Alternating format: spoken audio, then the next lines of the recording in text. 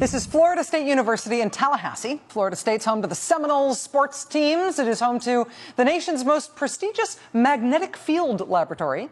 And it is home to a very unusual hiring policy for its faculty, specifically for the university's economics department.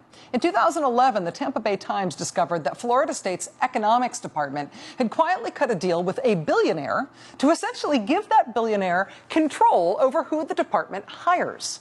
In exchange for money, that guy gets veto power over who the university hires to teach. Quote, a foundation bankrolled by libertarian businessman Charles G. Koch has pledged $1.5 million for positions in Florida State University's economics department. In return, his representatives get to screen and sign off on any hires for a new department program. The contract specifies that an advisory committee appointed by Koch decides which candidates should be considered. The foundation can also withdraw its funding if it is not happy with the faculty's choice or if the hirees do not meet objectives set by Koch during annual evaluations. Forget naming rights to the stadium or whatever. Conservative billionaire Charles Koch purchased hiring rights for the faculty at Florida State's economics department. And yes, Florida State has the word state in its name because it is a public university. And yes, it is objectively insane that the state of Florida allowed that to happen. From Mr. Koch's perspective, however, you could see why he would want to do that sort of thing if he could find a state crazy enough to let him do it. I mean, $1.5 million is nothing to him. He loses that into a handkerchief when he sneezes. But for that pittance, he gets to make sure his conservative billionaire economic ideas get taught and published and propagated under the brand name of something that is supposed to look like university-level education. I mean, his ideas are no longer just being taught and distributed under some Charles Koch banner, but under the banner of Florida State. Right, so it's not us saying this thing about how awesome tax cuts are for the rich. It's Florida State saying it.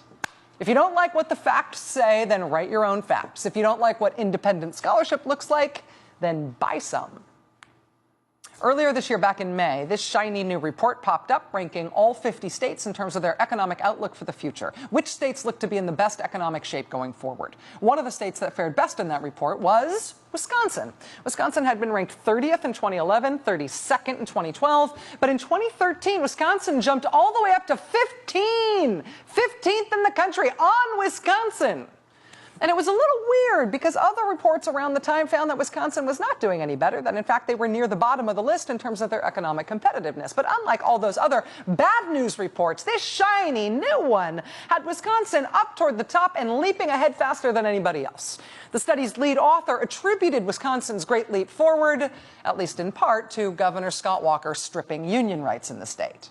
See, other governors, if you just strip away union rights in your state, too, you can race to the top of the rankings, just like Wisconsin did. At least if you get your rankings from us.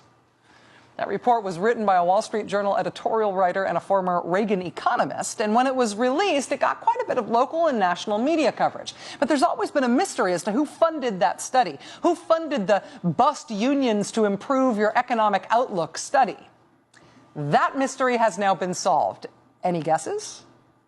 The Guardian newspaper says it's obtained internal documents from the group that published the report, and those internal documents show that the study was bankrolled in part by the Koch brothers, specifically a charitable trust controlled and run by the Koch brothers.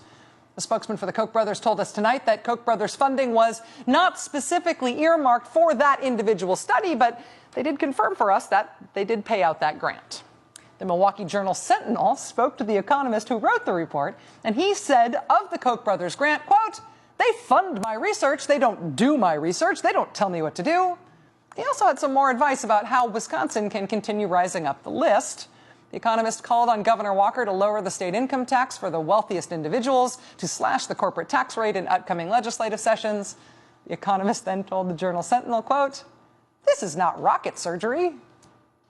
Indeed, this is not rocket surgery. But that is a very eloquent way of saying something important about the quality of the scholarship that you get when you buy your own scholarship. Indeed, it is not rocket surgery. That does it for us tonight. Thanks very much for being with us. Now it's time for the last word with Lawrence O'Donnell. Have a great night and a great holiday.